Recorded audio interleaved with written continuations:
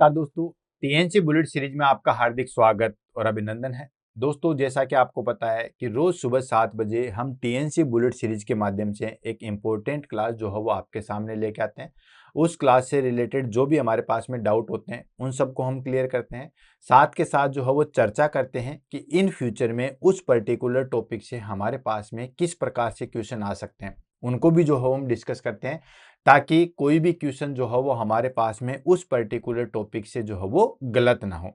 कुल मिला के हम कह सकते हैं कि जो टीएनसी बुलेट सीरीज का जो मेन टारगेट था कि एक दिन के अंदर जो हम एक टॉपिक को इस तरीके से फिनिश करेंगे कि उससे रिलेटेड जो भी हमारे पास में डाउट होने उन सबको हम क्लियर कर देंगे। वो क्लास हमारे पास में छोटी हो सकती है या बड़ी हो सकती है, लेकिन एक दिन के अंदर एक टॉपिक के अंदर उस पर्टिकुलर को जो हमने हेडिंग दी है उस टॉपिक को जो हम फिनिश करेंगे। फिर हमारे पास में चाहे डायरेक्ट क्वेश्चन आए, चाहे इनडायरेक्ट क्वेश्चन आए, चाहे हमारे पास में अप्लाइड क्वेश्चन आए, चाहे हमारे पास में जो है वो इमेज बेस्ड का आए, किसी भी तरीके का कोई भी क्वेश्चन आए वहां से जो है वो गलत नहीं होना चाहिए। ये एक मेन प्रिंसिपल था हमारे पास में टीएनसी बुलेट सीरीज का, और ये सारे टॉपिक जो है हम डे बाय डे जो है वो बिल्कुल करवा रहे हैं।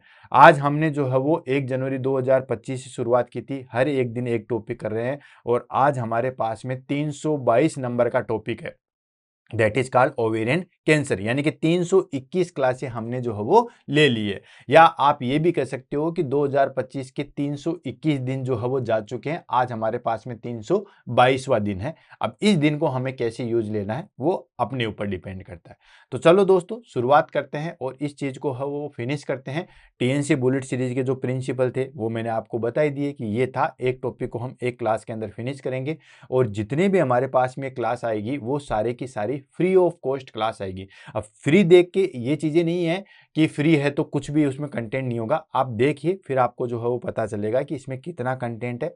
फ्री लाने का पर्पज ये था कि जो बच्चे कोचिंग तक नहीं पहुंच पाते या किसी कारणवश जो है वो नहीं पहुंच पाते, या जो फोर्थ ईयर कंप्लीट करने के बाद अभी अभी आए हैं, जिनको ये पता नहीं है कि कॉम्पिटिटिव एग्जाम में बेसिकली कौन से टॉपिक आते हैं, किस प्रकार के क्वेश्चन आते हैं, तो उनके लिए एक सबसे अच्छा प्लेटफॉर्म जो है वो हम टीएनसी बुलेट सीरीज के माध्यम से प्रोवाइड करवाते हैं। तो चलो दोस्तों, देर ना करते हुए सीधा हम अपने टॉपिक पे चलते हैं। 322 नंबर की class, that is called ovarian cancer पे। सबसे पहले हम बात कर लेते हैं दोस्तों क्वेश्चन आंसर की। Question answer in the sense कि इस पर्टिकुलर टॉपिक से हमारे पास में किस प्रकार के और कैसे जो है वो क्वेश्चन आते हैं। तो दोस्तों, बहुत सारे एग्जाम में अगर आप देखोगे, प्रीवियस ईयर के जो है वो क्वेश्चन पेपर उठा के देखोगे, तो आपको पता चलेगा कि यहाँ पे हमारे पास में बहुत डायरेक्ट, इनडायरेक्ट या हार्मोनल बेस पे बहुत सारे जो है वो क्वेश्चन पूछे जाते हैं। तो वो सारे क्वेश्चन किस तरीके से पूछे जाते हैं, कहाँ कहाँ से पूछे जाते हैं, वो सारी चीजें जो है मैं आपको यहाँ पे जो है वो एक्सप्लेन करूंगा कि ओवेरियन कैंसर के कोजेज क्या हैं। जैसे मैं आपको सबसे चीजें बताऊं कि ओवेरियन कैंसर का जो है वो कोज क्या होता है, तो ये बहुत बार जो है वो एग्जाम में क्वेश्चन पूछा गया है, या कई बार जो है वो अप्लाइड क्वेश्चन भी पूछा गया है कि एक फीमेल है, वो कभी भी जो है वो प्रेग्नेंट नहीं हुई है, तो उसमें किस कैंसर होने की संभावना है। तो बहुत सारे बच्चे अलग अलग कैंसर डिनोट करते हैं, लेकिन अगर वो कभी भी प्रेग्नेंट नहीं हुई है, मतलब उसमें ओव्यूलेशन कभी भी नहीं हुआ है, और उसकी वजह से उसके अंदर जो है बेसिकली ओवेरियन कैंसर होने की संभावना ज्यादा बढ़ जाती है। तो ये इस तरीके से इनडायरेक्ट क्वेश्चन इसके अंदर बहुत ज्यादा पूछे जाते हैं। अब वो इनडायरेक्ट क्वेश्चन पूछे जाते हैं, तो इसके लिए उन क्वेश्चनों को सही करने का एक ही रास्ता बचता है, और वो रास्ता बचता है हमारे पास में कि आप उस टॉपिक की जो है वो डेप्थ नॉलेज, अगर आपको उस पर्टिकुलर टॉपिक की बहुत गहन नॉलेज होगी तो आप उसको कर सकते हो, अदरवाइज नहीं कर पाओगे। तो जो भी हमारे पास में अप्लाइड या इनडायरेक्ट क्वेश्चन है उनको भी हम लेंगे, और उसको भी जो है वो हम फिनिश करेंगे। पहले जो है वो हम वन बाय वन करके चलते हैं। इसके इंट्रोडक्शन से हम शुरुआत करेंगे और लास्ट एंड पॉइंट तक लेके जाएंगे कि ओवेरियन कैंसर होता क्यों है, फिर उसके जो है वो कोजेज क्या क्या होते हैं। देन इसके अंदर इसके टाइप भी बहुत बार पूछे जाते हैं। जितने भी आप लोग जो बच्चे मेरी क्लास ले रहे हैं, आपको पता होगा कि इसमें टाइप आपको जो है वो नहीं पढ़ाया गया होगा। इसमें गलती आपकी नहीं, आपके टीचर की है। उन टीचरों को जो है वो टाइप बताना चाहिए। 3 इसके टाइप होते हैं। टाइप में भी जो है वो एग्जाम में क्वेश्चन पूछता है कि किस टाइप का ओवेरियन कैंसर सबसे ज्यादा होता है, भाई जर्म वाला होता है कि एपिथेलियल वाला होता है या कौन सा होता है। तो ये सारे के सारे एक्सप्लेनेशन जो है मैं आपको आज क्लास के अंदर बहुत अच्छे से और बहुत डिटेल से जो है वो देने वाला हूं, और इस तरीके से देने वाले हैं कि आगे इन फ्यूचर में आप कभी भी जो है वो नहीं भूल पाओगे। तो चलो तैयार हो जाइए, देर ना करते हुए हम इस चीज को पढ़ते हैं। सिंपली इस चीज से शुरुआत करते हैं और आगे आगे जो है वो इस क्लास को फिनिश करते हैं। सबसे पहले आ जाता है हमारे पास में डेफिनेशन। अब देखो ओवेरियन कैंसर जो है उसकी डेफिनेशन क्या होगी, तो सिंपली मुझे लगता है कि इसकी डेफिनेशन जो है बहुत ईजी है। भाई पहली बात तो ओवेरियन और दूसरी बात कैंसर। कहता हूं ना कि किसी भी चीज को, अगर कोई चीज आपको समझ में नहीं आती है तो आप उसका जो है ब्रेक डाउन कर दो, यानी कि आप उसको जो है वो तोड़ दो, आपको वो चीज जो है वो क्लियर हो जाएगी। तो ओवेरियन कैंसर, ओवेरियन कैंसर नाम से, ओवेरियन मतलब ओवेरी, जो हमारे पास में फेलोपियन ट्यूब में दोनों साइड में जो है वो 2 ओवेरी है, तो ओवेरी और उसका कैंसर हो जाए मतलब मैलिग्नेंट ट्यूमर। अब कैंसर भी 2 तरीके के होते हैं, एक होता है बिनाइन और एक होता है मैलिग्नेंट।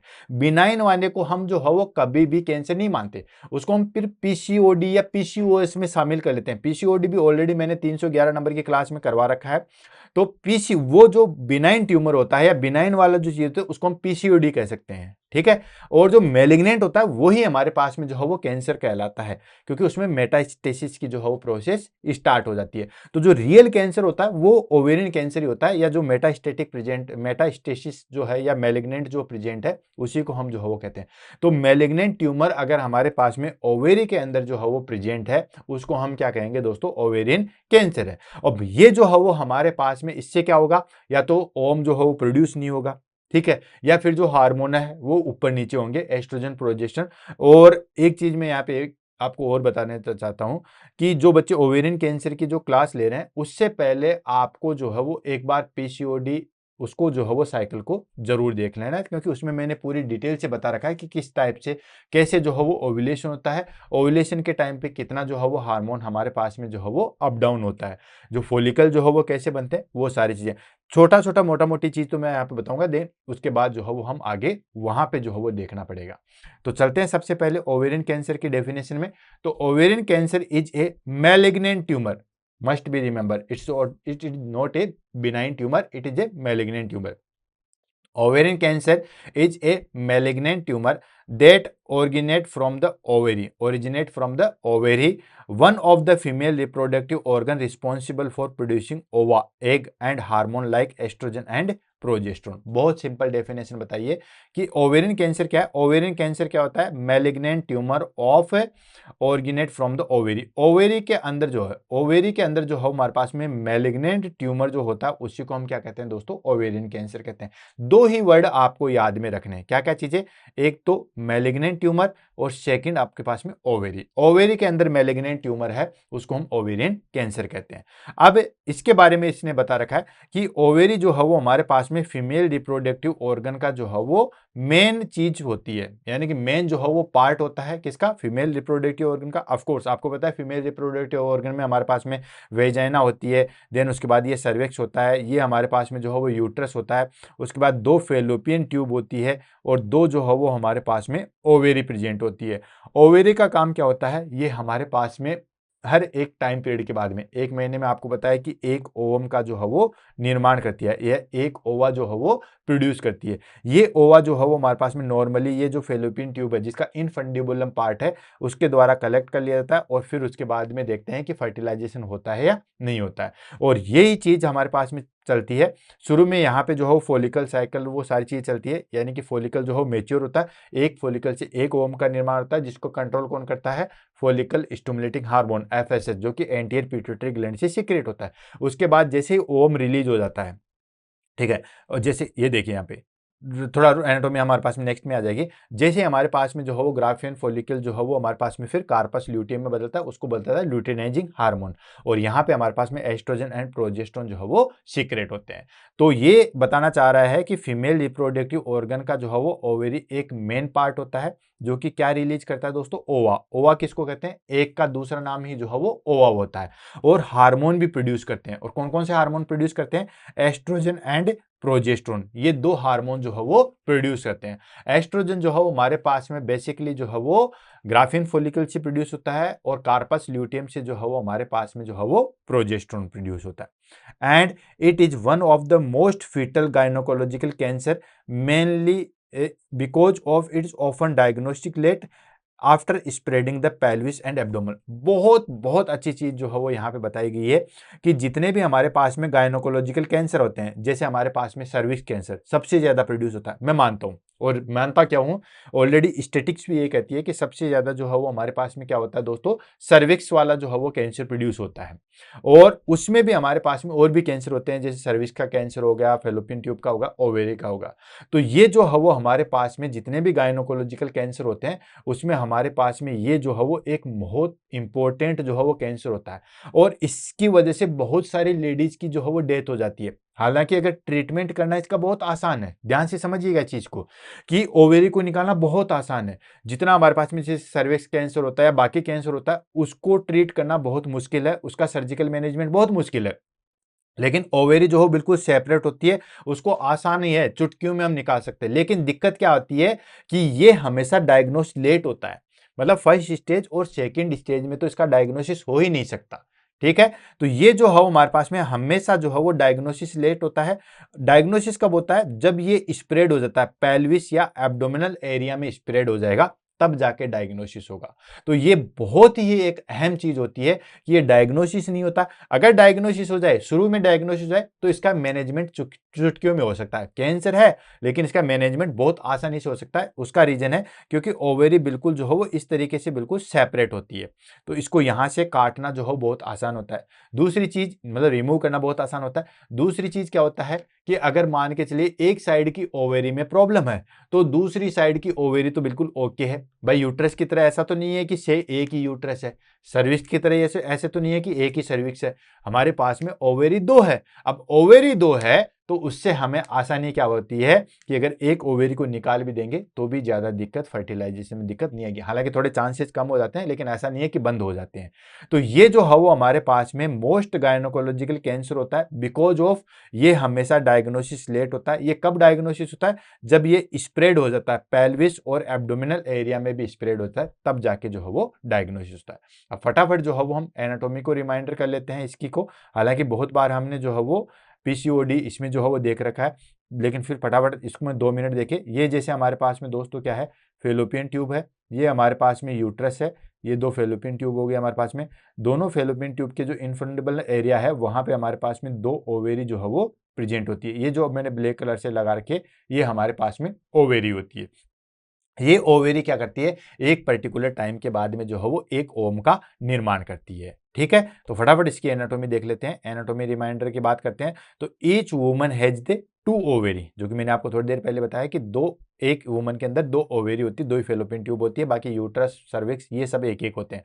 तो two ovary located in either side of the uterus, दोनों जो यूट्रस है देख रहे हो, ये हमारे पास में ये यूट्रस है तो यूट्रस के दोनों साइड में इस तरीके से और इस तरीके से दोनों साइड में जो है वो प्रेजेंट होती है। एंड दे हैव, ये जो है वो हमारे पास में क्या होता है, इसके अंदर दो पार्ट होते हैं, एक होता है कोर्टेक्स और एक होता है मेंडुला। अब आपको सिंपली पता है, और कोर्टेक्स वाला पार्ट क्या होता है, जो बिल्कुल जो है वो बाहर वाला जो पार्ट होता है उसको हम कहते हैं कोर्टेक्स, और जो बिल्कुल डीप वाला पार्ट होता है वो होता है मेंडुला। किसी भी चीज का, आप किसी भी चीज का अगर स्ट्रक्चर काट के देखोगे, अगर उसमें कोर्टेक्स एंड मेंडुला है तो आपको चीज पता है, कोर्टेक्स होता है बाहर वाला, अंदर होता है मेडुला। जैसे हम एड्रेनल ग्लैंड को सेक्शन काट के देखते हैं, अंदर वाला पार्ट मेडुला और बाहर वाला पार्ट कोर्टेक्स। अब याद रखने का, कोर्टेक्स मतलब कॉर्नर, मेंडुला मतलब मिड पॉइंट, राइट। तो एक होता है बाहर वाला पार्ट कोर्टेक्स जिसमें क्या होता है, फॉलिकल्स एक जो है वो डेवलप होते हैं, और सेकंड पार्ट होता है हमारे पास में अंदर वाला। जैसे अगर मैं अलग अलग कलर से करूं तो ये हमारे पास में दोस्तों ये हो गया मेंडुला, और ये जो बाहर वाला पार्ट है ये हो गया हमारे पास में कोर्टेक्स, राइट। तो ये हो गया हमारे पास में दोनों चीजें, कोर्टेक्स एंड मेंडुला। मेंडुला के अंदर क्या है, content blood vessels, lymphatic and connective tissue जो है वो प्रेजेंट होता है। अब बेसिकली ये ओवेरी क्या करती क्या है, वैसे मैं फटाफट जो है वो इसको बता देता हूँ। ओवेरी के अंदर क्या होता है कि सबसे पहले हमारे पास में जो है वो फोलिकल्स होते हैं। ये फोलिकल्स छोटे छोटे फोलिकल्स होते हैं, बहुत सारे होते हैं। जब बच्ची पैदा होती है तब तक जो है वो 4 मिलियन के समथिंग होते हैं, फिर वो जो है वो 30-40 लाख में बच जाते हैं जब तक वो रिप्रोडक्टिव एज में आती है। तो एक फोलिकल जो है वो धीरे धीरे ग्रो करता है। तो यहां से मान लो इसको 0 डे हम शुरू करेंगे तो ये फोलिकल जो है वो आगे तक जाएगा और 14 डेज तक, ठीक है, लगभग 14 डेज तक जो है वो ये नॉर्मली, क्योंकि आपको पता ही है कि जो हमारे पास में मेंस्ट्रुएशन साइकिल है वो कितने दिनों का आता है, वो हम 1 महीना कहते हैं, लेकिन एग्जैक्ट जो है वो 28 डेज का होता है। तो ये अगर मैं इसको 0 डेज बताऊं तो 0 डेज से ये प्राइमरी फॉलिकल जो है वो मेच्योर होना चालू करते हैं, और एक जो है वो हमारे पास में फॉलिकल से क्या है, एक फॉलिकल से जो है वो एक ओवम का निर्माण होता है। ये हो गया हमारे पास में ओवा, या जिसको हम क्या कह सकते हैं दोस्तों, एग कह सकते हैं। ठीक है, ये हो गया हमारे पास में ओवा। तो ये जैसे जैसे चलेगा, तो ये जैसे primordial follicle, secondary follicle, mature follicle, और फिर जो है वो एक ओवम का निर्माण हो जाता है। इसको कंट्रोल कौन करता है, इसको कंट्रोल करता है हमारे पास में hormone FSH, follicle stimulating hormone. नाम से पता चला, फॉलिकल और स्टिमुलेटिंग। तो ये हमारे पास में फॉलिकल है और इसको स्टिमुलेट कर रहा है, तो ये फॉलिकल स्टिमुलेटिंग हार्मोन ये हमारे पास में एंटीरियर पिट्यूटरी ग्लैंड से जो है वो सीक्रेट होता है। पिट्यूटरी ग्लैंड की बात करें तो एंटीरियर पिट्यूटरी से जो है वो सीक्रेट होता है, और यहाँ पे जो है वो हमारे पास में एस्ट्रोजन जो है वो प्रोड्यूस होता है। ये जब सीक्रेट होता है तो एस्ट्रोजन लेवल जो है वो इंक्रीज होता है। समझ में आ गया। देन उसके बाद जैसे ओवम जो है वो रिलीज हो गया, ये ओवम जो है वो हमारे पास में फेलोपियन ट्यूब की जो इनफंडिबुलम एरिया है वहां से इसको कलेक्ट कर लिया जाता है, और फिर ये जो है वो किस में बदल जाता है दोस्तों, कार्पस ल्यूटियम में। कार्पस ल्यूटियम, फिर कार्पस ल्यूटियम मैच्योर होता है और फिर वो कार्पस एल्बिकेंस में बदलता है, मतलब डिस्ट्रॉय हो जाता है।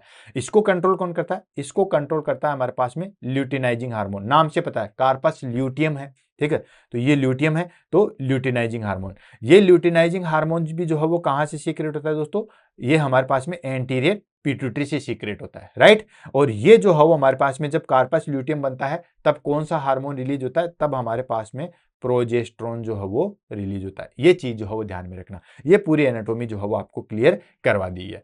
अब आ जाता है हमारे पास में टाइप ऑफ कैंसर। इस इमेज को ध्यान से रखिएगा, आपको सारी चीजें जो है वो क्लियर हो जाएगी। भाई ओवेरियन कैंसर के जो है वो कितने टाइप होते हैं दोस्तों, एग्जाम में जो है वो इससे इमेज बेस पे भी क्वेश्चन पूछा जाता है, या डेफिनेशन देके जो है वो एग्जाम में क्वेश्चन पूछा जा सकता है कि ये किस टाइप का जो है वो कैंसर होता है।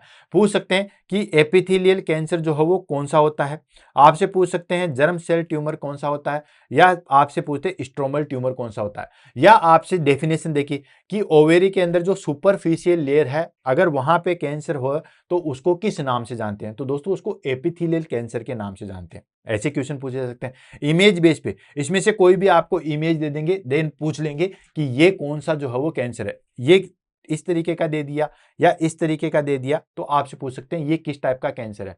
और लास्ट आपसे इसमें से जो है वो पूछा जा सकता है कितने परसेंट, जैसे एपिथेलियल की बात करें तो सबसे ज्यादा जो है वो एपिथेलियल कैंसर प्रेजेंट होता है, लगभग 90% के समथिंग एपिथेलियल कैंसर ही होता है।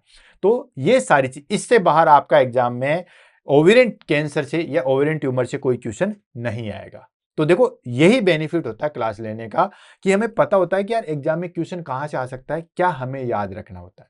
भाई जैसे महाभारत का युद्ध था तो अर्जुन को जो है वो सारथी उसके श्री कृष्ण सारी चीज बता रहे थे, सारा ब्लूप्रिंट बता रहे थे कि इसको ऐसे मारना है, इसको ऐसे मारना है, इसको इस तरीके से करना है, तो वो फिर विजय जो है वो हासिल हुई है, अदरवाइज नहीं हो सकती थी। तो ये हमारे पास में 3 टाइप के कैंसर है। एक हो गया हमारे पास में एपिथेलियल कैंसर, सेकेंड हो गया जर्म ट्यूमर कैंसर, थर्ड होता है हमारे पास में स्ट्रोमल कैंसर। अब देखो इसमें ध्यान से देखिएगा, कुछ भी आपको रटना नहीं है, सिर्फ समझना है।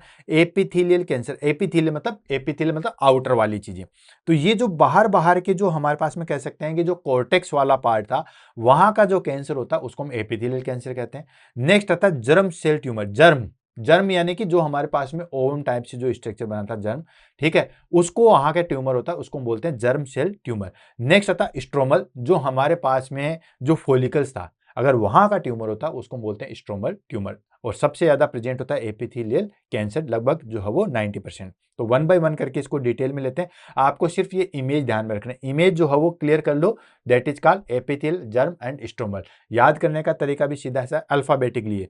एपिथेलियल पहले आता है, यस, फिर उसके बाद ABCDEFG आता है, फिर उसके बाद PQRST आता है, ठीक है। तो ये हमारे पास में सिस्टमेटिकली पहले एपिथेलियल, फिर जर्म और उसके बाद स्ट्रोमल। तो सबसे पहले हम ले लेते हैं टाइप ऑफ कैंसर की। तो टाइप ऑफ कैंसर जो है वो हमारे पास में देखिए, टाइप ऑफ कैंसर आ गया।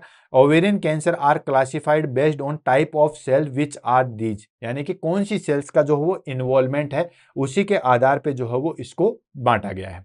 तो सबसे पहले आ जाता है हमारे पास में एपिथेलियल ट्यूमर, वो मैंने बताया था लगभग ये जो है वो 90% होता है, जितने भी हमारे पास में ट्यूमर होते हैं लगभग 90% यही होता है। तो ये देखिए, originated from surface of the epithelium. कहां से? जो मैंने आपको बताया था, आउटर लाइन थी या जो कोर्टेक्स था या जो एपिथेलियल जो आउटर वाली है वहां पे जो है वो प्रोड्यूस होता है। तो it is originated from surface epithelium of the ovary. Ovary की जो सरफेस है, जैसे ये मान के चलिए ये हमारे पास में ओवेरी है, तो इसकी जो सरफेस वाली होगी, ये जैसे मैं ब्लू कलर से लिख रहा हूं, ये हो गया हमारे पास में, दैट इज कॉल्ड जो है वो एपिथेलियल। ये ऑलरेडी जो है वो यहाँ पे देख रखे, ये आप देख सकते हो, ये आ गया हमारे पास में एपिथेलियल कैंसर, राइट। देन उसके बाद में सब टाइप, इसके बहुत सारे जो है वो सब टाइप होते हैं, आपको इतना याद रखने की जरूरत नहीं है, ठीक है। याद रख लीजिए, पढ़ लीजिए, क्योंकि कल को बच्चे ये ना बता दे कि सर ने, कुछ बच्चे क्या होते हैं, बहुत ज्यादा डीप किसी टॉपिक को पढ़ लेते हैं तो उनको लगता है कि सर ने तो ये चीज नहीं बताई है। तो कल को कोई भी बच्चा ये ना कह दे कि सर ने वो चीज नहीं बताई है। लेकिन मैं फिर से बता रहा हूं, एपिथेलियल ट्यूमर कहाँ प्रेजेंट होता है, लोकेशन क्या है, कितने परसेंटेज होता है, इससे ज्यादा डीप एग्जाम में क्वेश्चन नहीं पूछते। लेकिन फिर मैं बताता हूँ इसके और कौन कौन से जो है वो सब टाइप हैं। सब टाइप हमारे पास में आ जाते हैं। पहला आ गया हमारे पास में सीरस सिस्टेडोनोमा कार्सिनोमा। ये सबसे मोस्ट कॉमन होता है, मतलब इस 90% में भी इसमें से लगभग जो है वो 75% सीरस सिस्टेडो कार्सिनोमा प्रेजेंट होता है। नेक्स्ट आता है म्यूकेनियस सिस्टेडोना कार्सिनोमा होता है, एंडोमेट्रियोइड कार्सिनोमा होता है, क्लियर सेल्स कार्सिनोमा होता है, बर्नर्स ट्यूमर होता है, रेयरली 1 to 2% जो प्रेजेंट होता है। ये सारे के सारे जो कार्सिनोमा मैंने बताए हैं, ये सारे के सारे एपिथेलियल टिश्यू या एपिथेलियल जो ट्यूमर था उसके सब टाइप है, ठीक है। अब देखो एपिथेलियल है, तो अब एपिथेलियल में वहां पे फ्लूइड एक्यूमुलेशन होगा, या वहां पे जो अंदर वाली लेयर है उसमें कुछ दिक्कत आएगी, या बिल्कुल जो है वो कार्सिनोमा स्ट्रेट वाला होगा। तो ये अलग अलग टाइप के जो है वो आ गया हमारे पास में एपिथेलियल ट्यूमर। नेक्स्ट आ जाता है हमारे पास में, that is called germ cell tumour. Germ cell, आपको पता चलेगा जर्म सेल मतलब ओवा। ये लगभग जो है वो 5% होता है, मतलब arise from the cells from the ova, ठीक है। एक से जो है वो अराइज होता है, मतलब जो हमारे पास में ओवम निकल रहा था उसके अंदर का कैंसर होगा या उसके अंदर कैंसर प्रेजेंट होगा, उसको हम बोलते हैं जर्म सेल ट्यूमर, और ये लगभग जो है वो 5% होता है। एग्जाम्पल की बात करें तो एग्जाम्पल आ गया हमारे पास में डिस्गिनोरिमिया या एंडोडर्मल साइनस ट्यूमर, जिसको योग सेल ट्यूमर के नाम से भी जानते हैं। नेक्स्ट आता है हमारे पास में ट्रेटोमा, यानी कि इमेच्योर या मैलिग्नेंट ट्यूमर जो होता है, ये इसके एग्जाम्पल है। आपको सिर्फ और सिर्फ यहां तक याद हो जाएगा तो ही इससे ज्यादा क्वेश्चन नहीं पूछा जाएगा। लास्ट आ जाता है हमारे पास में, that is called stromal tumour, जिसको सेक्स कोड स्ट्रोमल ट्यूमर के नाम से जानते हैं। ये भी लगभग जो है वो 5% आता है। ये कब अराइज होता है? Arise from the ovarian connective tissue that produce hormone, यानी कि जो ओवेरी के अंदर हमारे पास में जो हार्मोन्स रिलीज करने वाले थे, जैसे मैंने आपको बताया था कि फोलिकल वाला जो है वो स्टार्टिंग में जो है वो एस्ट्रोजन करता है, देन जैसे ही ओवम रिलीज हो गया देन वो कार्पस ल्यूटियम में बदलता है, और फिर वो कार्पस ल्यूटियम जो है वो किसका प्रोड्यूस करता है दोस्तों? प्रोजेस्टेरोन का करता है। तो ये हमारे पास में सेक्स कोड स्ट्रोमल ट्यूमर, ये ओवेरियन कनेक्टिव टिश्यू जो होते हैं वहां से हार्मोन को जो है वो प्रोड्यूस करता है। एग्जाम्पल की बात करें तो एग्जाम्पल होता है granuloma cell tissue, then thecoma and Sertoli Leydig cells tumour जो होता है। सर्टोली सेल्स या लीडिंग सेल्स आपको पता ही है, ये हमारे पास में जो है गोनेट सेल्स होती है, जो कि हमारे पास में ओवम स्पर्म जो है वो निर्माण करती है। तो ये हमारे पास में जो है वो 3 टाइप के जो है वो कैंसर हो गए, ओवेरियन कैंसर के 3 टाइप है, राइट। कौन कौन सा? पहला आ गया एपिथेलियल, सेकंड आ गया जर्म सेल, थर्ड आ गया स्ट्रोमल ट्यूमर। क्लियर। अब बात कर लेते हैं हमारे पास में रिस्क फैक्टर या कोजेज, कि ओवेरियन कैंसर होता है उसके कोजेज क्या है, क्यों और किस कंडीशन में, या क्या क्या ऐसा रीजन होता है जिसके अंदर जो हमारे पास में ओवेरियन कैंसर होता है। तो पहले हमारे पास में जेनेटिक फैक्टर्स ले लेते हैं, देन उसके बाद में आ जाएगा हमारे पास में रिप्रोडक्टिव फैक्टर। 1 by 1 करके जो है वो इस फैक्टर्स को लेंगे, देन उसको जो है वो हमारे पास में आगे फिनिश करेंगे। तो सबसे पहला आ गया हमारे पास में जेनेटिक फैक्टर। जेनेटिक फैक्टर यहाँ पे जो है मेन रोल प्ले करता है, जैसे कि BRCA या BRCA2 जीन म्यूटेशंस होते हैं। ये जीन होते हैं, अगर इनमें म्यूटेशन हो जाए या इनमें कोई चेंजेज हो जाए तो उसमें फिर उस फीमेल के अंदर जो है वो हमें ओवेरियन कैंसर जो है वो देखने को मिलेगा। तो ये चीज ध्यान रखना, कौन कौन सा BRCA2 जीन म्यूटेशन जो है वो हमें देखने को मिलता है, इसके अंदर जो है हमारे पास में जो है वो चेंजेज आएंगे, इसके अंदर जो है म्यूटेशन आएंगे तो हमारे पास में जो है वो ओवेरियन कैंसर होगा। नेक्स्ट आ जाता है काफी ज्यादा important, family history of ovarian, breast और कोलन कैंसर। अगर किसी फैमिली में मेंबर में, फैमिली के अंदर किसी भी मेंबर को ओवेरियन कैंसर है या ब्रेस्ट कैंसर है या कोलन कैंसर है, तो फिर उसमें जो है वो हमारे पास में ओवेरी कैंसर होने की संभावना भी बढ़ जाती है। मान के चलिए किसी की बच्ची की या किसी लेडीज की जो है वो माँ को ओवेरियन कैंसर था, उसकी 2 बहनें थी, उसको ओवेरियन कैंसर है, तो फिर उसमें भी जो है वो हमारे पास में ओवेरियन कैंसर जो है वो होने के चांसेस जो है वो ज्यादा बढ़ते हैं। नेक्स्ट आता है हमारे पास में दैट इज का लेंच सिंड्रोम। लेंच सिंड्रोम के बारे में ध्यान रखना, काफी बार जो है पूछा गया था। लेंच सिंड्रोम है, जैसे यहाँ पे कोलन कैंसर था, कोलन कैंसर होता है तो उसके वजह से भी जो है वो हमारे पास में जो है वो दोस्तों ओवेरियन कैंसर होता है, क्योंकि बिल्कुल कोलन जो है वो अटैच होती है। तो ये क्या होता है लेंच सिंड्रोम, ये हेरिडेटरी नॉन पॉलीपोडिसिस कोलोरेक्टल कैंसर होता है, यानी कि हेरिडेटरी मतलब जन्मजात, फैमिली दर फैमिली जो है वो हमारे पास में नॉन पॉलीपोसिस जो है वो कोलोरेक्टल कैंसर होता है, मतलब कैंसर कोलोरेक्टल में जो है वो कैंसर प्रेजेंट होता है, उसमें कोई पॉली प्रेजेंट नहीं होता और ये हेरिडेटरी होता है, जिसको बोलते हैं लेंच सिंड्रोम। तो ये सबसे पहले आ गया हमारे पास में जेनेटिक फैक्टर। अब आ जाता है हमारे पास में रिप्रोडक्टिव फैक्टर, यानी कि जेनेटिक तो हो गया, रिप्रोडक्टिव फैक्टर में जैसे मैंने आपको शुरुआत में बताया था कि जैसे नल्ली पैरिटी, ठीक है, नल्ली पैरिटी क्या होता है, नेवर हैड बीन प्रेग्नेंट, ऐसी लेडीज जो कभी प्रेग्नेंट नहीं हुई है, ठीक है, 30 साल में, 35 साल में, 40 साल तक भी वो प्रेग्नेंट नहीं हुए, तो फिर उसमें ओवेरियन कैंसर होने की संभावना जो है वो बढ़ जाती है। ठीक है, एग्जाम में काफी बार जो है वो पूछा गया है, ध्यान रखना, नल्ली पैरिटी यानी कि जो कभी, बहुत सारे बच्चे सोचते हैं कि यार जो प्रेग्नेंट ही नहीं हो उसको ओवेरियन कैंसर कैसे हो सकता है, बिल्कुल उसी को हो सकता है। क्यों? क्योंकि जब ओवम रिलीज नहीं हो रहा तो कहीं ना कहीं अंदर जो है वो दिक्कत है।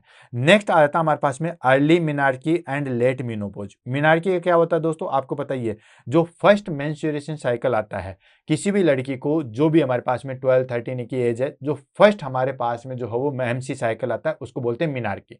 तो अर्ली मिनार्की ऐसी लड़कियां जिसमें जल्दी जो है वो पीरियड आना चालू हो जाते हैं। And late menopause, late menopause absence of menstruation cycle, menstruation cycle जो है वो बंद हो जाता है अप्रोक्सीमेटली 45 एज के बाद में जो है वो एमसी साइकिल बंद हो जाता है, तो लेट मीनोपोज आता है। ऐसी लेडी जिसको 48 साल में या 50 साल में भी जो है वो एमसी साइकिल आ रहा है उसमें, या फिर ऐसी लड़कियां जिसमें बहुत जल्दी जो है वो मेंस्ट्रुएशन साइकिल आ जाता है, उन दोनों कंडीशन में हमारे पास में ओवेरियन कैंसर होने की संभावना जो है वो बढ़ जाती है। तो अर्ली मिनार्की और लेट मीनोपोज। नेक्स्ट आता है हमारे पास में इनफर्टिलिटी और यूज ऑफ फर्टिलिटी ड्रग्स। अगर किसी फैमिली मेंबर्स में या किसी फीमेल में जो है वो इनफर्टिलिटी के चांसेज है, इनफर्टिलिटी इन द सेंस कि रोज जो है वो, मतलब शादी के बाद में जो है वो इंटरकोर्स भी हो रहा है, साल 2 साल 5 साल बाद भी कोई जो है वो बच्चा नहीं हो रहा, मतलब इनफर्टिलिटी का केस है।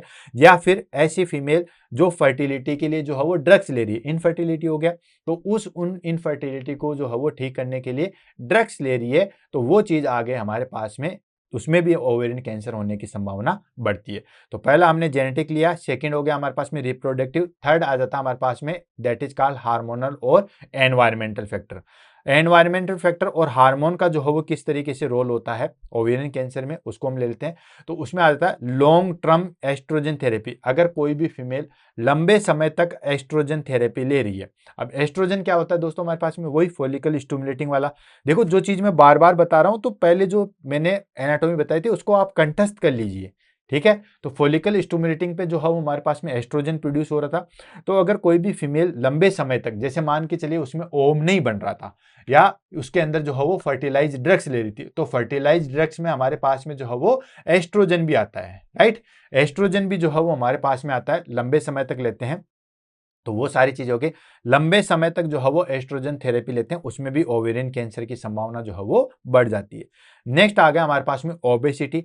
ओबेसिटी तो हर बीमारी की जड़ है, इस दुनिया में ऐसी कोई बीमारी नहीं बनी है जो ओबेसिटी की वजह से नहीं होती है। तो ओबेसिटी को तो आप जो है वो गांठ बांध लीजिए, हर एक डिजीज के अंदर ओबेसिटी जो है वो आती है।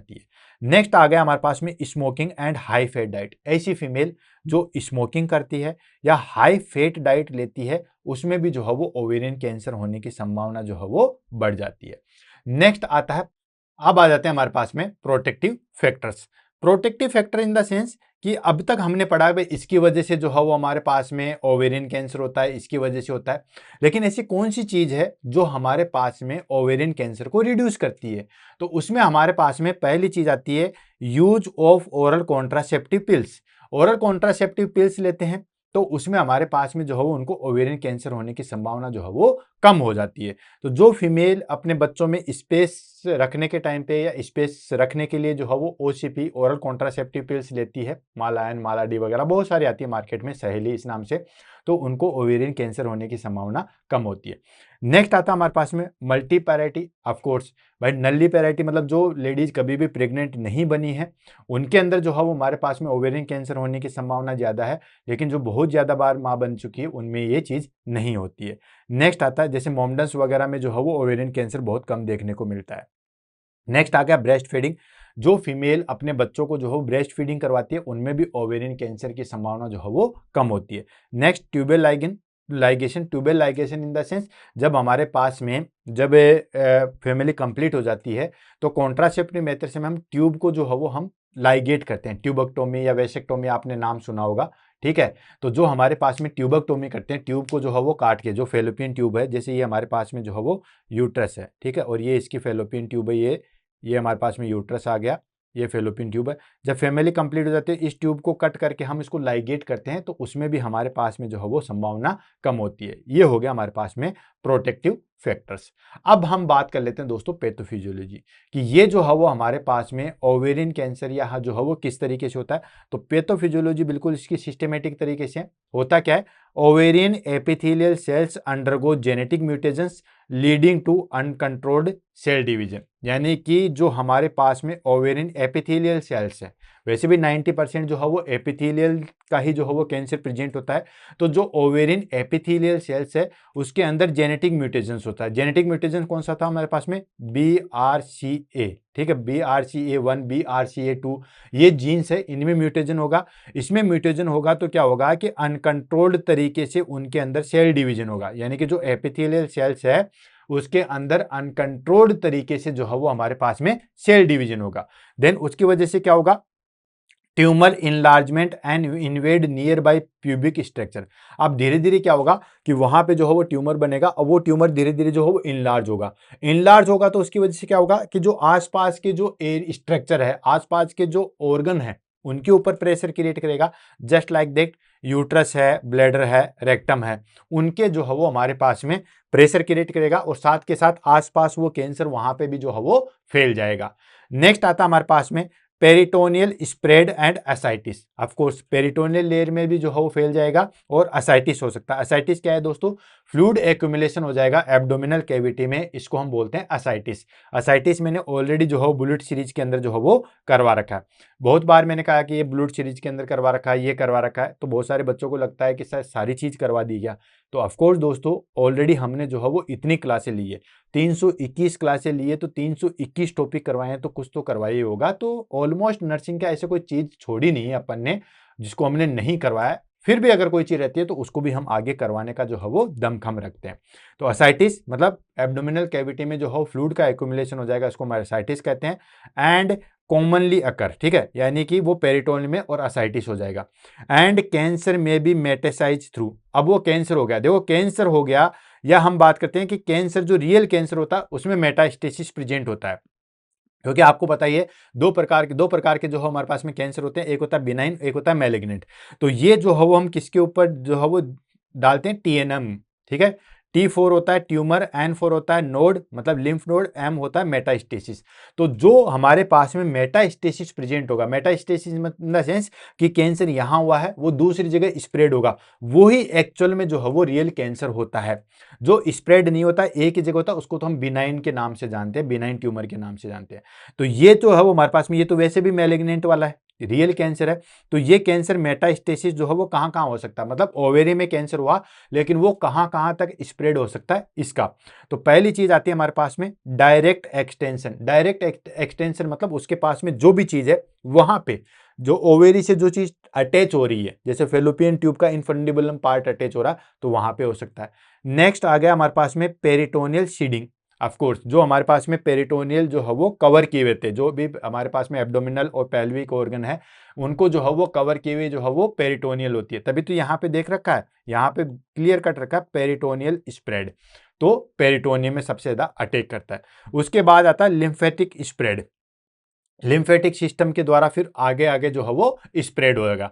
नेक्स्ट आता है हेमेटोजेनस स्प्रेड, मतलब कहां कहां से हो सकता है, लीवर में हो सकता है, लंग्स में हो सकता है, बोन में हो सकता है। तो ध्यान रखना दोस्तों, ओवेरियन कैंसर है वो सबसे पहले कहां अटैक करता है दोस्तों, लीवर पे करता है, फिर जो है हमारे पास में लंग्स पे करेगा, फिर बोन्स पे करेगा। ये आपको ऐसे सीक्वेंस याद रखने, कहीं आप डायरेक्ट ऐसे याद रख लो कि बोन में करता है, लीवर में करता है, लंग्स में करता है, ऐसे नहीं। यहाँ पे सीक्वेंस याद रखना, सबसे ज्यादा जो है वो हमारे पास में लीवर को करेगा, फिर हमारे पास में लंग्स को, और फिर सब जो है वो हमारे पास में बोन्स को करता है। तो ये पैथोफिजियोलॉजी है। पैथोफिजियोलॉजी बिल्कुल सिंपल है कि वैसे भी 90% जो है वो कौन सा कैंसर होता है ओवेरी में, एपिथेलियल वाला। तो वहाँ पे जीन म्यूटेशन या किसी की वजह से वो एपिथेलियल सेल्स जो है वो अनकंट्रोल्ड तरीके से जो है वो ग्रो करेगी तो आसपास की जो स्ट्रक्चर है वहाँ पे उसको अटैच होगा, वहाँ पे प्रॉब्लम आएगी, और फिर वो पेरिटोनियल और असाइटिस के तरीके से जो है वो आगे आगे स्प्रेड हो जाएगी। और कहाँ कहाँ तक स्प्रेड होगी वो भी मैंने आपको यहाँ पे बहुत अच्छे तरीके से बता दिया है। ये होगी इसकी पैथोफिजियोलॉजी। अब बात कर लेते हैं हमारे पास में क्लिनिकल मैनिफेस्टेशन, सिम्टम्स क्या क्या है। तो सिम्टम्स में आपको एक ही चीज देखनी है दोस्तों कि पहली बात तो क्या होता है कि इसके साइन सिम्टम्स जो है वो हमें पता ही नहीं चलते, और दूसरी चीज कि इसके जो साइन सिम्टम्स प्रोड्यूस है ना, हमारा ध्यान ही नहीं जाता है कि ये वाकई में ओवेरी की वजह से हो सकता है। ठीक है, तो ये ओवेरियन कैंसर डेंजर किस तरीके से हुआ, वो चीज मैंने आपको जस्ट थोड़ी देर पहले ही बताई है कि ओवेरियन कैंसर का मैनेजमेंट आसान है। भले ही ये कैंसर है लेकिन इसको सर्जिकली के द्वारा या इसको रिमूव करना बहुत आसान है। बट प्रॉब्लम क्या है कि इसका आइडेंटिफिकेशन ही नहीं होता, पता ही नहीं चलता है कि किसी फीमेल को जो हो वो ओवेरियन कैंसर है। क्यों?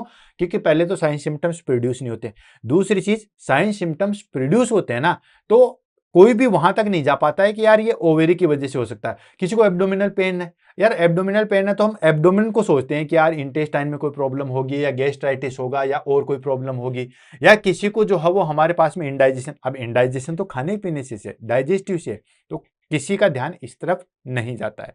तो इसीलिए ये क्लिनिकल मैनिफेस्टेशन जो है वो इसके थोड़े से टफ पड़ जाते हैं। तो early stage are often asymptomatic and have vague symptoms. यानी कि प्रॉब्लम क्या है कि पहली बात तो जो हमारे पास में पहले सिम्टम्स थे वो एसिम्टोमेटिक होते हैं, अर्ली स्टेज में जो है वो मतलब सिम्टम्स आते नहीं है। एपिथेलियल का कैंसर है वो धीरे धीरे बन रहा है, लेकिन वो बन रहा है तो उसमें कोई सिम्टम्स ही प्रोड्यूस नहीं हो रहे। ए सिम्टम्स मतलब सिंपली हमारे पास में नो साइन सिम्टम्स, कोई साइन सिम्टम्स जो हो प्रोड्यूस नहीं होंगे। एंड उसके बाद हमारे पास में जो सिम्टम्स भी प्रोड्यूस होते हैं वो अलग अलग तरीके से होते हैं। जैसे पहले हम अर्ली सिम्टम्स की बात कर लेते हैं, फिर लेट सिम्टम्स में आएंगे। अर्ली सिम्टम्स में क्या होगा दोस्तों, एब्डोमिनल ब्लोटिंग होगी एंड डिस्टेंशन होगा।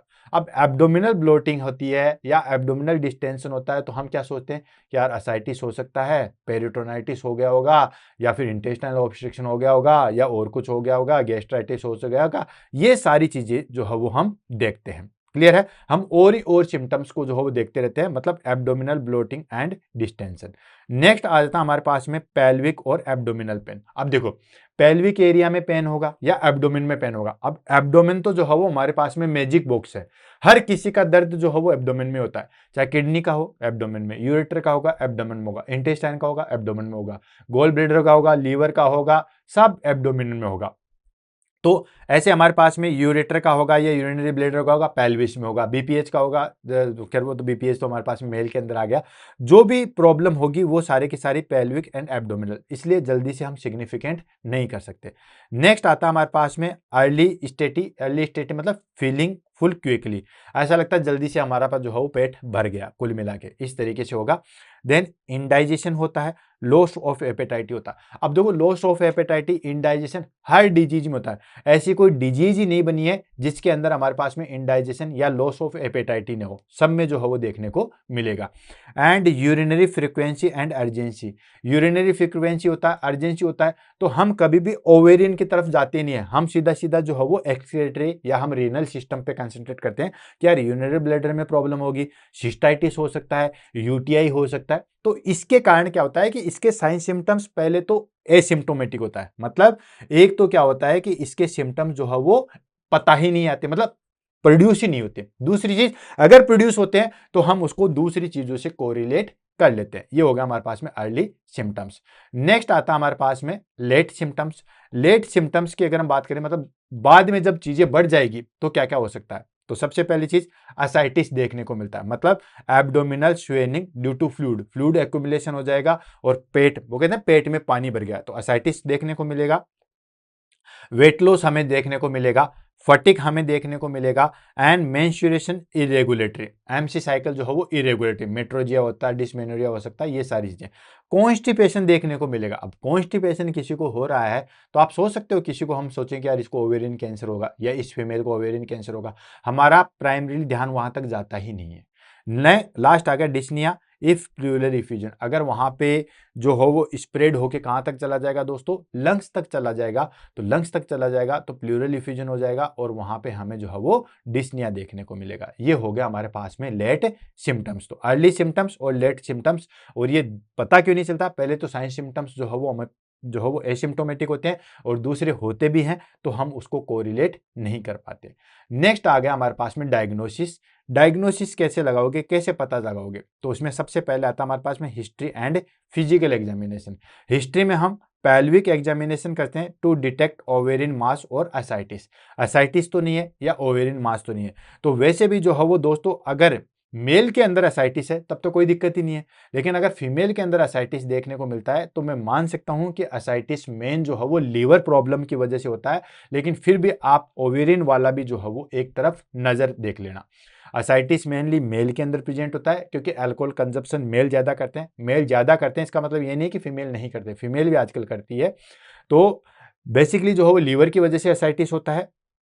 लेकिन अगर कोई फीमेल आपके सामने आई है और वो असाइटिस का केस है तो आप कोरिलेट एक बार उसको ओवेरियन मास पे भी जो है वो कर लीजिएगा। तो अब आ जाता है हमारे पास में इन्वेस्टिगेशन। कौन कौन से इन्वेस्टिगेशन करेंगे जिससे हमें जो है वो पता लगेगा। देखो, क्लिनिकल मैनिफेस्टेशन के भरोसे तो हम बैठ नहीं सकते। जैसे हमारे पास में एंजाइना था तो हम कह सकते हैं कि यार इसको जो है वो हमारे पास में ये सिम्टम्स है तो इसको ये डिजीज होगी। ऐसे हमारे पास में सबके अलग अलग पर्टिकुलर साइन सिम्टम्स थे जिससे हम कंफर्म हो सकते हैं कि यार इस पर्सन को जो है वो ये डिजीज हो सकती है। लेकिन ओवेरियन कैंसर में हम कुछ नहीं कह सकते। क्यों? क्योंकि पहले तो साइन सिम्टम्स जो है वो हमारे पास में इतने प्रोड्यूस ही नहीं हो रहे, और प्रोड्यूस हो रहे हैं तो फिर हम उसको दूसरी डिजीज से कोरिलेट कर लेते हैं। इसलिए यहाँ पे साइन सिम्टम्स इतने रिलायबल नहीं है। रिलायबल हमारे पास में एक ही चीज आएगी, दैट इज कॉल्ड इन्वेस्टिगेशन। तो इन्वेस्टिगेशन में हम क्या करेंगे, सबसे पहले अल्ट्रासाउंड। अब अल्ट्रासाउंड भी हम ट्रांसवेजाइनल या एब्डोमिनल करेंगे। ट्रांसवेजाइनल और एब्डोमिनल करेंगे ताकि डिटेक्ट ओवेरियन मास कैरेक्टरिस्टिक्स। ओवेरियन यूएसजी करेंगे तो हमें पता चल जाएगा कि यार इसको जो है वो ओवेरियन कैंसर है या नहीं है। नेक्स्ट हम करते हैं सीटी स्कैन या एमआरआई, कंप्यूटर टोमोग्राफी या मैग्नेट रेजोनेंस इमेजिंग स्कैन करते हैं। उसमें हम क्या करते हैं, डिटरमाइन, एक्सटेंड एंड स्प्रेड। इसमें हम देखते हैं कि जो ओवेरियन कैंसर है, सबसे पहले तो हमने क्या किया दोस्तों, यूएजी किया, अल्ट्रासाउंड किया, वो भी कौन सा, ट्रांसवेजाइनल या एब्डोमिनल किया। उसमें हमने देखा कि ओवेरियन मास जो है वो प्रेजेंट है या नहीं है। ठीक है, अब ओवेरियन मास प्रेजेंट है, अब वो कितना है, कितना एक्सटेंड हो चुका है, कहां कहां तक स्प्रेड हो चुका है, इसके लिए हम क्या करते हैं दोस्तों, सीटी या एमआरआई करते हैं, जिसमें हम डिटरमाइन, एक्सटेंड और स्प्रेड, कितना स्प्रेड हो चुका है उसको हम देखते हैं। देन हम ट्यूमर मार्कर देखते हैं, CA24, काफी बार एग्जाम में पूछा गया है, ये किसके लिए किया जाता है, तो दोस्तों ध्यान रखना, ओवेरियन कैंसर के लिए किया जाता है CA24, जिसको हम ट्यूमर मार्कर देते हैं। जैसे ब्रेस्ट वाले के लिए अलग होता है, CA वाले के लिए अलग होता है, तो ओवेरी के लिए अलग होता है, तो ओवेरी के लिए हमारे पास में CA24 होता है। काफी बार एग्जाम में जो है वो पूछा गया है। तो ये हमारे पास में एलिवेटेड होता है in epithelial ovarian cancer but not specific. Next आता है हमारे पास में HE4 मार्कर, ये हमारे पास में helpful in combine with CA24। CA24 marker और HE4 मार्कर दोनों एलिवेटेड हो सकते हैं, तो हम फिर कंफर्म हो सकते हैं कि हाँ इस पर्सन को जो है वो ओवेरियन कैंसर ही है। नेक्स्ट आ जाता है हमारे पास में एस्पिरेशन साइटोलॉजी या बायोप्सी। बायोप्सी हम करते हैं, आपको पता है बायोप्सी कैसे की जाती है, उसमें हम नीडल जो है वो सीधा इंसर्ट करके वहां से टिश्यू स्पेसिमेन लेते हैं, उसको कलेक्ट करते हैं और फिर कंफर्म करते हैं कि हाँ इसको कंफर्म मैलिग्नेंसी है या नहीं है। नेक्स्ट आता है हमारे पास में एक्सप्लोरेटरी लेप्रोटोमी। एक्सप्लोरेटरी या लेप्रोटोमी करते हैं, इसमें हम फर्स्ट स्टेज एंड ट्रीटमेंट है, इसमें हम ओपन करके जो है वो उस ओवेरी को निकाल के भी देख सकते हैं। एक ओवेरी निकल भी जाएगा तो भी कोई दिक्कत नहीं है, क्योंकि हमारे पास में बाकी चीजें जो हो बिल्कुल ओके, सेकेंड ओवेरी जो हो बिल्कुल क्लियर कट है। नेक्स्ट आता है हमारे पास में दैट इज कॉल्ड स्टेज। ये हमारे पास में जो ओवेरियन कैंसर है उसकी स्टेज कौन कौन सी होती है, कितने स्टेज में जो है वो डिवाइड किया गया है। तो स्टेज को जो है वो हमारे पास में फिगो सिस्टम के द्वारा लेते हैं। फिगो सिस्टम क्या है हमारे पास में, ये एक international federation of gynaecological and obstetrical system है जो कि हमारे पास में ओवेरी की स्टेज को जो है वो क्लासिफाई किया था। तो फिगो क्या होता है, फिगो होता है हमारे पास में दैट इज कॉल्ड इंटरनेशनल, ठीक है, एफ से शुरू नहीं हो रहा, आई से शुरू होगा, ठीक है, international international federation of gynaecological and obstruction, of gynaecology and obstetric, ठीक है। ये हो गया हमारे पास में फिगो सिस्टम। फिगो सिस्टम क्या है दोस्तों, इसमें हमारे पास में ये इंटरनेशनल फेडरेशन है, ठीक है, international federation of gynaecology and obstetric है। इसने जो है वो स्टेज दी है और इसको जो है वो टोटल हमारे पास में 4 स्टेज के अंदर जो है वो क्लासीफाई किया है। अब स्टेज फर्स्ट के अंदर कौन सी कैटेगरी आती है, स्टेज सेकंड के अंदर कौन सी कैटेगरी आती है, स्टेज थर्ड के अंदर कौन सी कैटेगरी आती है और स्टेज फोर्थ के अंदर कौन सी कैटेगरी आती है, इसको 1 बाय 1 करके जो है वो ले लेते हैं। तो हमारे पास में सबसे पहली फर्स्ट स्टेज के अंदर क्या आएगा, फर्स्ट स्टेज के अंदर आएगा दोस्तों कन्फाइंड टू ओवेरी। हमें यह पता लगेगा कि ओवेरी के अंदर जो है वो ट्यूमर है, ठीक है, तो उसको हम फर्स्ट स्टेज में जो है वो डिनोट करेंगे।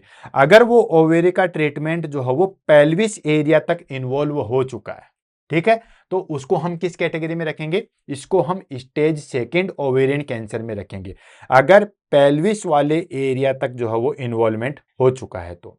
नेक्स्ट आ जाता है हमारे पास में, अगर वो ओवेरियन वाला जो है वो कैंसर पेरिटोनियम और लिम्फ नोड तक स्प्रेड हो चुका है, कहां तक, पेरिटोनियम और लिम्फ नोड तक जो है वो स्प्रेड हो चुका है, इसको हम फिर स्टेज थर्ड के अंदर रखेंगे। और अगर वहां से मेटास्टेसिस हो चुका है, मतलब वो लीवर तक जा चुका है, लंग्स तक जा चुका है, वो हमारे पास में बोन तक जा चुका है, तो फिर हम उसको जो है वो स्टेज फोर्थ के अंदर रखेंगे। तो ध्यान रखना, स्टेजिंग की बात करेंगे तो स्टेजिंग में हमारे पास में Figo system, that is international federation of gynaecological and obstetrician, तो ये हमारे पास में फुल फॉर्म होती है। इसकी फुल फॉर्म काफी बार पूछ सकते हैं, क्यों, क्योंकि सब लोग जो है वो एफ से शुरू करेंगे, या आप जो है वो इसलिए, या हो सकता है इसको कह सकते हैं federation of international gynaecology and obstruction. तो ये हमारे पास में 4 स्टेज हैं, stage first, stage second, stage third and stage fourth. Stage first में किसको रखेंगे, अगर हमारे पास में ओवेरियन कैंसर है और वो सिर्फ ओवेरी तक ही सिमटा हुआ है तो इसको हम स्टेज फर्स्ट में रखेंगे। स्टेज सेकंड में हम क्या रखेंगे, अगर हमारे पास में वो इन्वॉल्वमेंट पेल्विक एरिया तक भी हो चुका है, इसको हम स्टेज सेकंड में रखेंगे। स्टेज थर्ड में कब रखेंगे, जब वो हमारे पास में लिम्फ नोड या पेरिटोनियम तक स्प्रेड हो चुका है तब, और अगर उसका मेटास्टेसिस होकर वो लीवर एंड लंग्स तक जा चुका है तो फिर हम इसको स्टेज फोर्थ में रखेंगे। क्लियर होगा, ये होगी इसकी स्टेजेस। अब बात कर लेते हैं हमारे पास में that is called surgical management, ठीक है। बेसिकली इसका जो है वो कोई स्पेशल मेडिकल मैनेजमेंट नहीं है, ट्यूमर हो गया है तो हमें सर्जरी करनी ही पड़ती है। तो सर्जिकल मैनेजमेंट में आ जाता है हमारे पास में that is called main stay of treatment. Mainly जो है वो क्या होता है, ये सबसे मेन इसी का यही होता है, मेडिकल मैनेजमेंट या और किसी के द्वारा इसको ट्रीट नहीं किया जा सकता है। तो इसमें हम क्या करते हैं दोस्तों, पहली चीज टोटल एब्डोमिनल हिस्टेक्टोमी, यानी कि पूरी एब्डोमिनल हिस्टेक्टोमी कर दे देंगे। हिस्टेक्टोमी भी मैंने बुलेट सीरीज के अंदर करवा रखी है दोस्तों, तो वहां पे आप देख सकते हो, उसमें मैंने टोटल, रेडिकल, ये सारी चीजें करवा रखी है, ठीक है। तो टोटल या एब्डोमिनल हिस्टेक्टोमी में हम क्या कर सकते हैं, इसमें हम जो है वो टोटल यूट्रस के साथ साथ दोनों जो हमारे पास में फेलोपियन ट्यूब है या ओवेरी है, इन सबको जो है वो निकाल दिया जाता है। इसको हम बोलते हैं total hysterectomy. Total abdominal hysterectomy कब की जाती है, जब फैमिली कंप्लीट हो चुकी है। मान लीजिए कोई लेडीज आई है, उसका आइडेंटिफिकेशन हो चुका है कि उसको ओवेरियन कैंसर है और उसकी फैमिली कंप्लीट हो चुकी है, तो फिर हम पूरा चीज ही निकाल देते हैं, न रहेगा बांस न बजेगी बांसुरी। तो उसमें हम जो है वो टोटल एब्डोमिनल और हम कहें पूरा यूट्रस, फेलोपियन ट्यूब सब निकाल देंगे, ताकि उसके स्प्रेड होने के चांसेस भी जो है वो बिल्कुल ना हो। लेकिन अगर हमारे पास में चले कि यार फैमिली कंप्लीट नहीं है, तो फिर हमारे पास में मजबूरी आ जाती है, तो फिर हम या तो सिर्फ ओवेरी ओवेरी या फिर एक साइड की फेलोपियन ट्यूब और ओवेरी दोनों जो है वो निकालते हैं। तो ये आ जाता है हमारे पास में टोटल एब्डोमिनल हिस्टेक्टोमी, ये करते हैं। इसमें हम क्या करते हैं दोस्तों, बायलैटरल सेल्फ एंजियो ऑर्फोक्टोमी करते हैं, दोनों साइड के फेलोपियन ट्यूब वो सारी चीजें निकालते हैं। नेक्स्ट आ जाता है हमारे पास में दैट इज कॉल्ड एमेक्टोमी with lymph node destruction of staging. Stage के आधार पे उसके आसपास जो है वो हमारे पास में टिश्यू है, लिम्फ नोड है, ओवेरी है, उसको जो है वो रिमूव किया जाता है। वो किया जाता है हमारे पास में according to stage. And in early stage young women, ठीक है, अर्ली स्टेज है, यंग वुमेन है, तो उसमें हम क्या करते हैं, यूनिलैटरल ऑर्फेक्टोमी में be considered if fertility is desired. तो देखो वही चीज आ गई हमारे पास में कि अगर मान के चलिए कि यंग वुमन है, 24-25 साल की लेडीज है, या मान के चलिए अनमेरिड जो है वो लड़की है, उसके अंदर भी ओवेरियन कैंसर हो सकता है, तो उसके अंदर कैंसर हो सकता है, तो हम यूनिलैटरल ऑर्फेक्टोमी करते हैं। यूनिलैटरल ऑर्फेक्टोमी मतलब एक साइड की ही जो है वो हम ओवेरी निकालते हैं, ठीक है, ताकि उसकी फर्टिलिटी जो है वो मेंटेन हो सके। तो सबसे पहले अकॉर्डिंग टू सिचुएशन, अगर हमारे पास में कोई फीमेल ऐसी आई है जिसकी फैमिली कंप्लीट है, उसको ओवेरियन कैंसर है, तो हम पूरी चीज ही निकाल देते हैं, उसके फेलोपियन ट्यूब, उसकी दोनों ओवेरी, यूट्रस सब निकाल देते हैं ताकि कोई दिक्कत ना रहे। सेकेंड आता है हमारे पास में कि अगर मान के चलिए कि लिम्फ नोड इन्वॉल्वमेंट हो चुका है, तो उसमें हम एमेक्टोमी जो है वो करते हैं, मतलब एक साइड की फेलोपियन ट्यूब या दोनों साइड की फेलोपियन ट्यूब प्लस ओवेरी निकाल देते हैं। तीसरी आती है कि अर्ली स्टेज है, मतलब ओवेरी जो है वो ओवेरी का कैंसर ज्यादा फैला नहीं है, आसपास पेल्विस वाले एरिया में या असाइटिस जो है या पेरिटोनियल में जो है वो फैला नहीं है, तो फिर हम क्या करते हैं दोस्तों, उसमें फिर जो है वो कर सकते हैं। और अगर उसकी फर्टिलिटी मेंटेन है तो एक साइड की फेलोपियन ट्यूब को ही जो है वो कट करते हैं। नेक्स्ट आ जाता है हमारे पास में कीमोथेरेपी। ऑफ कोर्स कीमोथेरेपी तो हमारे पास में मस्ट है। ये कैंसर हो गया, कैंसर के लिए तो जो है मेडिसिन देते हैं। तो आप यूज आफ्टर सर्जरी और एडवांस स्टेज, या तो एडवांस स्टेज में या फिर सर्जरी के बाद जो है वो हम कीमोथेरेपी ड्रग से देते हैं। कीमोथेरेपी क्या है? कीमोथेरेपी का अगर आप एक सिंपल मीनिंग देखोगे तो it is a group of drugs. ये क्या होता है? Group of drugs. बहुत सारी चीजों का जो है वो हमारे पास में एक साइमल्टेनियस, या हम कहें कि एक जगह जो देते हैं उसको हम कहते हैं कीमोथेरेपी। तो ये कब यूज लेते हैं? सर्जरी के बाद में। भाई सर्जरी तो आपने कर दी, पर जरूरी थोड़ी कि उसके आसपास भी तो कैंसर फैला हुआ रह सकता है। तो सर्जरी आपने कर दी या एडवांस स्टेज में हम कीमोथेरेपी लेते हैं। कौन कौन सी जो है मेनली ड्रग्स जो है वो ओवेरियन कैंसर में यूज लेते हैं? तो दोस्तों सिस्प्लेटिन, जिसको हम कार्बोप्लेटिन के नाम से जानते हैं, सबसे मेन ड्रग्स है। ध्यान रखना, काफी बार एग्जाम में जो है पूछा गया है ओवेरियन कैंसर की सबसे मेन ड्रग्स कौन सी है, तो दोस्तों सिस्प्लेटिन। नेक्स्ट आता है हमारे पास में दैट इज कॉल्ड पैक्सिलोट्रिन, एंड नेक्स्ट आता है हमारे पास में दैट इज कॉल्ड साइक्लोफॉस्फेमाइड। ये कुछ ऐसी ड्रग्स है जो कि हम जो है वो कीमोथेरेपी में या ओवेरियन कैंसर में जो है वो लेते हैं। नेक्स्ट आ जाता है हमारे पास में that is called targeted therapy. Targeted therapy का मतलब हो गया हमारे पास में कि कौन कौन सी थेरेपी हम जो है वो देते हैं। तो दोस्तों इसके अंदर जो हम एवेस्टिन देते हैं। एवेस्टिन मतलब इनहिबिटेड ट्यूमर एंजियोजेनेसिस, ट्यूमर को जो बढ़ाने वाली चीज है उसको जो है वो रोकने के लिए हम जो है वो एवेस्टिन देते हैं। इसका हमारे पास में दूसरा नाम हो गया बेवाकिविज। ठीक है, एवेस्टिन याद रखना, काफी ज्यादा जो है वो ट्रेड नेम में आता है एवेस्टिन। नेक्स्ट आता है हमारे पास में PARP इनहिबिटर। PAR इनहिबिटर क्या होता है कि जो हमारे पास में BRCA म्यूटेशंस की वजह से जो कैंसर हो रहा था, हमने देखा था कि BRCA gene mutations, BRCA first and BRCA second, इन दोनों के म्यूटेशंस की वजह से जो है वो हमारे पास में जो है वो कैंसर होता है। तो ये कैंसर को जो है वो हम यूज करने के लिए, या इस कैंसर को यूज करने के लिए PARP इनहिबिटर थे। PARP क्या होता है दोस्तों? यह होता है हमारे पास में पोली एडीपी राइबोज पोली एडीपी राइबोज पोलीमरेज। ठीक है, ये जो है वो देते हैं। ये क्या करता है, जैसे हमारे पास में ओलाफेब, इसका जो है वो एग्जांपल है। ये बेसिकली क्या करता है हमारे पास में कि जो म्यूटेजेंस को जो है वो रोकते हैं। अब म्यूटेजेंस को रोकेंगे तो ओवेरियन कैंसर भी जो है वो नहीं होगा।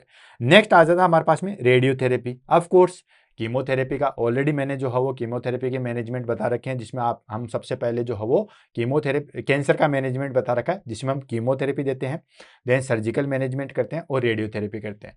तो रेडियोथेरेपी में जो है वो यूज होते हैं, ये बेसिकली रेयरली यूज लेते हैं mainly for palliative care. Palliative care जो है वो बेसिकली यूज लेते हैं। अब पैलेटिव केयर में हम क्या क्या चीजें देते हैं? पैलेटिव केयर में हम देते हैं symptoms relief for advance disease. Advance disease में जो जो सिम्टम्स है उसको रिड्यूस करते हैं। जैसे असाइटिस हो चुका है, तो असाइटिस में हम क्या करते हैं दोस्तों? उसको ड्रेनेज करते हैं, असाइटिक टेपिंग करते हैं। भाई पेट के अंदर पानी भर गया तो हम करेंगे क्या? उस पेट के पानी को जो है वो निकालते हैं, उसको ड्रेनेज करते हैं। नेक्स्ट, पेन हो रहा है तो उसको हम मैनेजमेंट करेंगे। पैलेटिव केयर का मतलब हो गया, पैलेटिव केयर का मतलब होता है कि जो चीज हो रही है, सिम्टोमेटिक केयर भी हम इसको कह सकते हैं कि जो चीज हो रही है उसको ट्रीट करते हैं। वो क्यों हो रही है, कैसे हो रही है, उसको हम अभी थोड़ा सा नहीं देखते हैं।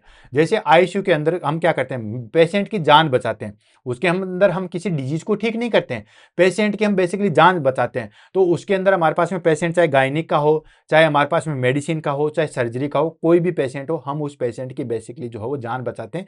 ठीक उसी तरीके से पैलेटिव केयर होता है कि हम सिर्फ उसको केयर देते हैं। पेन हो रहा है, पेन रिड्यूस कर दो। न्यूट्रिशन डेफिशिएंट है, न्यूट्रिशन दे दो। फ्लूइड बढ़ गया है तो ड्रेनेज कर दो। अब वो फ्लूइड क्यों बढ़ा, कैसे बढ़ा, उसके ऊपर नहीं जाते, वो फिर ट्रीटमेंट हमारे पास में बाद में चलेगा, लेकिन हम उसको जो है वो ठीक करते हैं।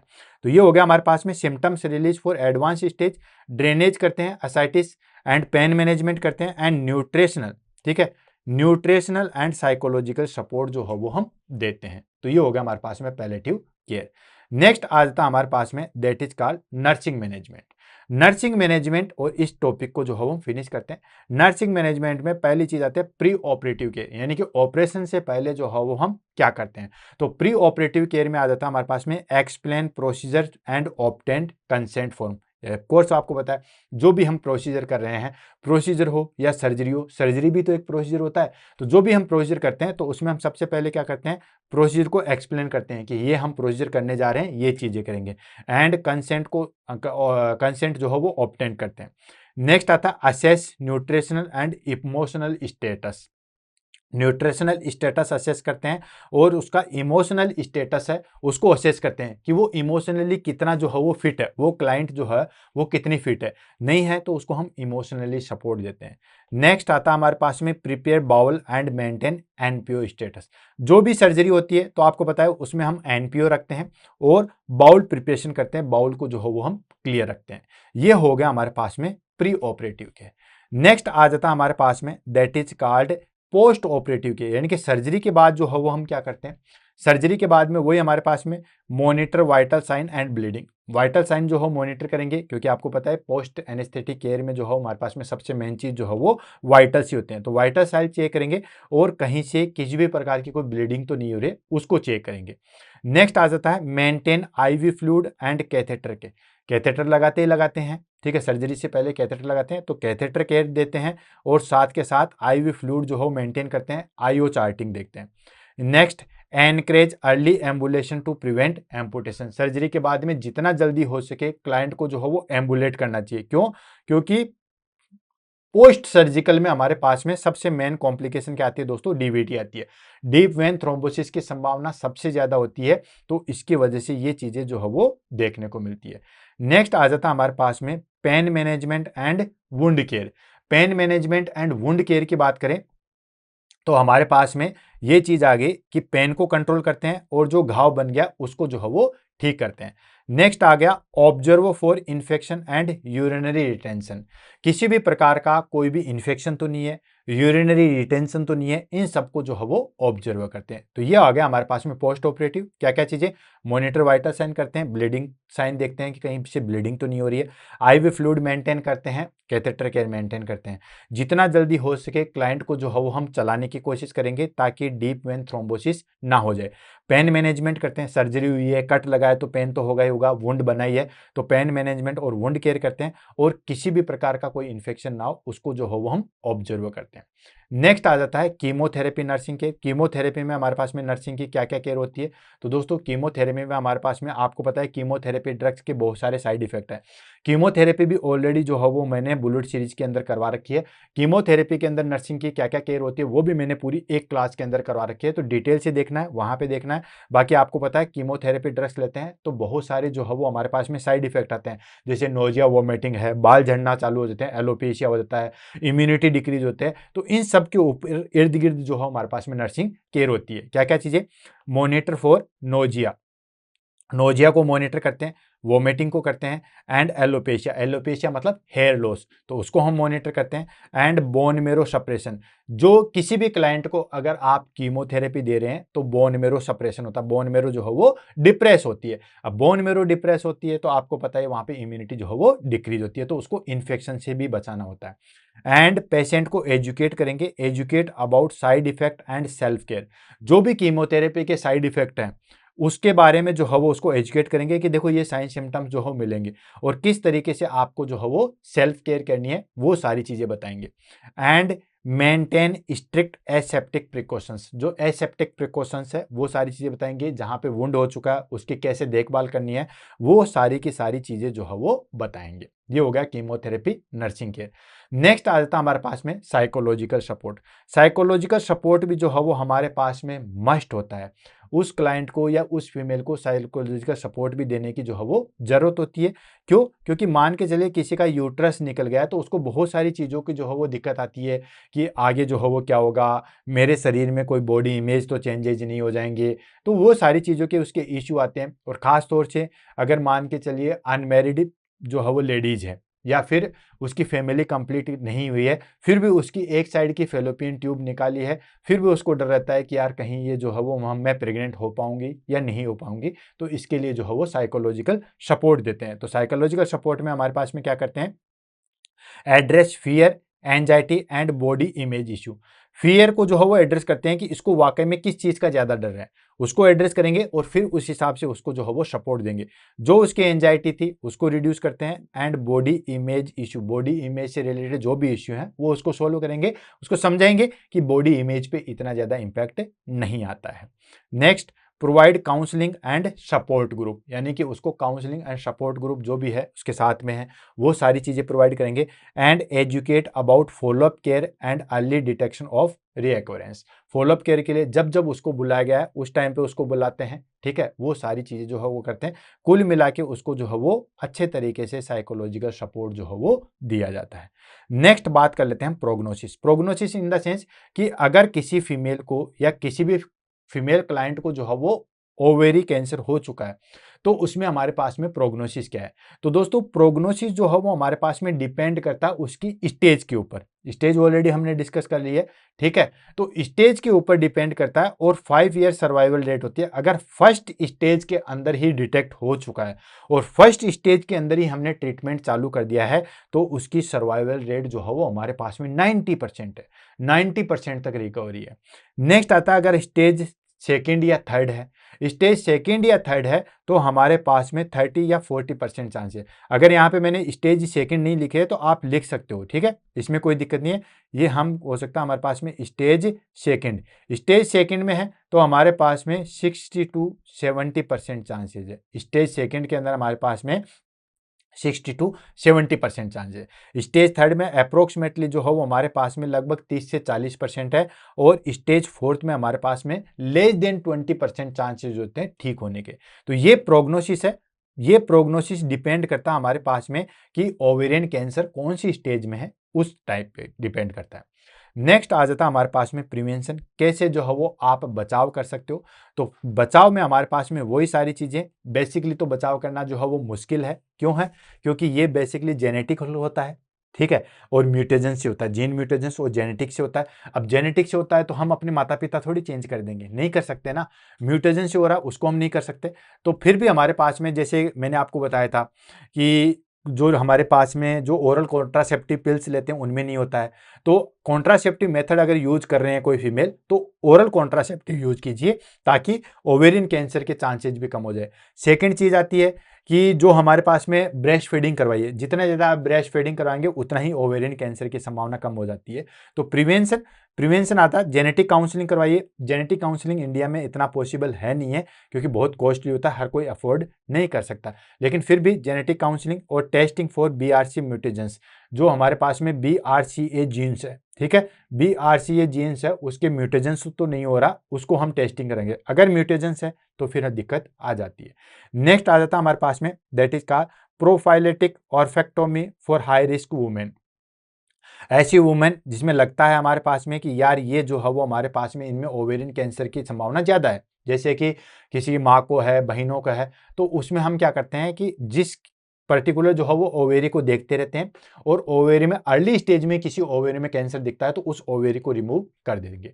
नेक्स्ट आ जाता है हमारे पास में long term use of contraceptive. Of course जो मैंने आपको बता दिया कि या तो आप ओरल कॉन्ट्रासेप्टिव वैसे पिल्स यूज लीजिए, या आपको जो बच्चों में डिस्टेंस है जिसमें जैसे कि हम जो है वो कॉपर्टी लगवाते हैं या इंजेक्शन लगवाते हैं, तो इससे बेस्ट है कि ओरल कॉन्ट्रासेप्टिव पिल्स यूज लीजिए। इससे क्या होगा कि हमारे पास में दैट इज स्पेस भी बन जाएगा, मतलब बच्चों के बीच में जो कॉन्ट्रासेप्टिव मेथड है वो भी हो जाएगा और ओवेरियन कैंसर की संभावना भी कम हो जाएगी। लास्ट आ जाता है हमारे पास में regular pelvic exam and awareness of symptoms. Continue जो है वो पेल्विक एग्जामिनेशन करवा लीजिए, हर 1-2 साल से जो है वो यूएसजी करवा लीजिए, ताकि कोई भी ओवेरी के अंदर एबनॉर्मेलिटी तो नहीं है उसका जो है वो पता लग सके। क्लियर है दोस्तों? तो इसी के साथ आज हमारे पास में क्लास है ओवेरियन कैंसर, वो यहीं पे फिनिश होती है। आई होप पूरी क्लास जो है वो आपको बहुत अच्छे तरीके से समझ में आई होगी। जो हमने टाइप या जो डेप्थ हमने देखी वो भी सारी चीज़ समझ में आ जाएगी। क्लास को बड़ा करने का मेरा कोई पर्पज़ नहीं है, लेकिन कोई भी चीज़ उस टॉपिक से जो है वो छूटनी नहीं चाहिए। तो इस बिहाफ पे जो है मैं इसको लेके जाता हूँ और मैंने पूरी डिटेल से बताई है। इसके बाहर ओवेरियन कैंसर से कोई भी क्वेश्चन आएगा ये मैं आपको चैलेंज करके कह सकता हूँ। तो दोस्तों क्लास कैसे लगी उसके बारे में जरूर बताइएगा। मिलते हैं कल सुबह 7 बजे नई वीडियो के साथ। तब तक के लिए दोस्तों all the best, have a nice day. Continue study करते रहिए और कमेंट करते रहिए कि क्लास कैसे लगी, कितना आपको समझ में आया, ताकि कोई भी अगर इसमें इंप्रूवमेंट करना हो तो हम कर सकते हैं। Thank you so much.